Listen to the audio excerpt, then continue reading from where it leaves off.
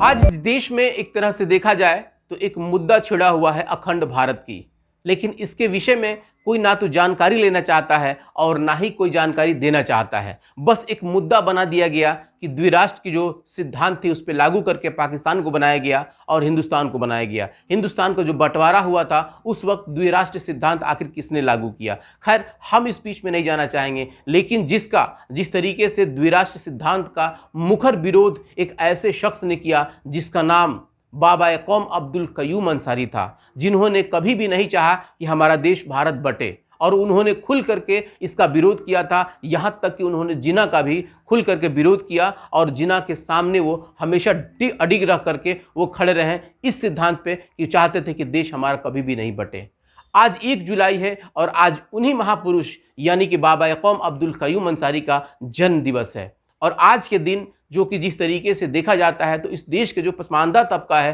खास करके मुस्लिम कम्युनिटीज़ के लोग या फिर हिंदू मुस्लिम में भी जो कई ऐसे हैं जो पिछड़ी बिरादरियों से आते हैं, वो सभी लोग कहीं ना कहीं बाबा कौम अब्दुल कयूम अंसारी को आज खैरात अक़ीदत पेश कर रहे हैं। इसलिए कि जिस तरीके से बाबा कौम अब्दुल कयूम अंसारी ने इस पूरे समाज को एक तरह से देखा जाए तो न्याय उन्होंने जो दिलवाया, खास करके संवैधानिक न्याय, उसका जो है कि आज भी ये पूरा समाज जो है कि श्रेणी है। भले ही आज राजनीतिक जिस तरीके से हावी हो गई है उस राजनीति में इस महापुरुष को लोग भूल गए हैं, लेकिन कहीं ना कहीं उनके पद चिन्हों पर चल करके आज भी जो है कि पासमानदा समाज अपने आप को गौरवित महसूस करता है। सिवान में भी आज एक कार्यक्रम रखा गया जिसके मौके पे कई लोग उपस्थित हुए। हालांकि भीड़ इसलिए इकट्ठा ज़्यादा नहीं हो पाई क्योंकि कोरोना काल था, लोग 30-35 लोग इकट्ठा हुए, इसलिए क्योंकि उसके पीछे कारण बताया गया कि कम से कम कोरोना का जो गाइडलाइन है उसको पालन करते हुए। हालांकि एक खास बात ये थी कि सब लोग कम से कम बाबा कौम अब्दुल कयूम अंसारी को भूले नहीं, उनको याद करें, ये एक अच्छी बात है।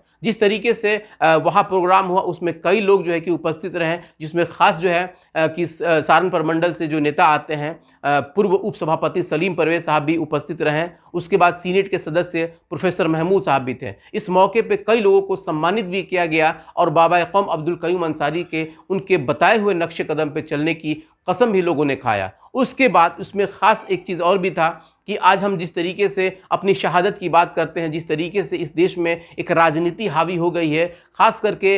एक दो दूसरे धर्मों की बात को लेकर के, उसमें कहीं ना कहीं आज के इस दौर में वीर अब्दुल हमीद साहब की याद हमेशा आती है। और जिस सिद्धांत को लेकर के वीर अब्दुल हमीद साहब ने जो अपने आप को टैंक में कूद करके शहादत हासिल की, कहीं ना कहीं आज के इस राजनीतिक पे उनका एक करारा तमाचा है। आज भी लोगों को वीर अब्दुल हमीद साहब के उस शहादत को याद करके लोगों को कम से कम अपने आप को गौरवित महसूस करना चाहिए। आज उनका भी जो है कि जन्म दिवस है, आज लोग जो है कि उनको भी खराज अकीदत पेश करते हैं। जिस तरीके से ये दो महापुरुष इस देश के जिस तरीके से बड़ा एक बलिदान इन्होंने दिया, सच में ये देश उनका ऋणी रहेगा। और जिस तरीके से वीर अब्दुल हमीद साहब ने अपने आप को जो है कि टैंक में डाल करके भारत के सरहदों की जो रक्षा किया, और उसके बाद एक तरफ जो है कि वीर अब्दुल हमीद साहब की जो शहादत है और दूसरी तरफ जिस तरीके से बाबा कौम अब्दुल कयूम अंसारी साहब की जो उनकी अपनी शहादत, खास करके जिस पोजीशन पे थे, जिस पोस्ट पे थे, उसको उन्होंने त्याग करके और अपने उस छवि को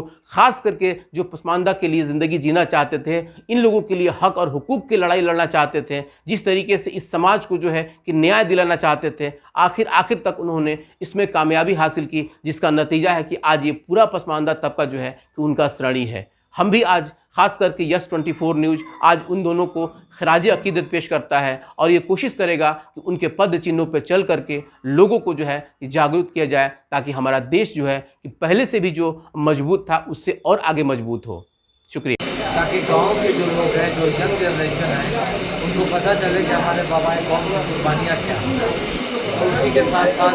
शहीद कैप्टन अब्दुल हमीद साहब की भी जयंती है, जिन्होंने 1965 की लड़ाई में अपनी जान की कुर्बानी दी और तकरीबन 7 पेटेंट टैंकों को उड़ाया और परमवीर चक्र का उनको तगमा मिला। तो मैं इन दोनों अजीम शख्सियत को खराज अकीदत पेश करता हूँ।